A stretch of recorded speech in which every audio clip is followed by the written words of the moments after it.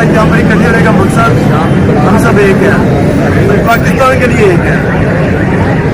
और यहाँ पर निकलने का मकसद जो कश्मीर में मुसलमानों पर जुल्म सितम किया जा रहा है, जो फ़लस्तीन में मुसलमानों पर जुल्म सितम किया जा रहा है, जो एटम बम हमने बनाया है, अब टाइम आ चुका है कि हम इस्तेमाल करें। एक वो सलाहुद्दीन अय्यूबी था जिसने हिंदुस्तान फतह किया, एक वो मोहम्मद बिन कासिम था जिसने एक लड़की की पुकार पर पूरा हिंदुस्तान फतह कर दिया।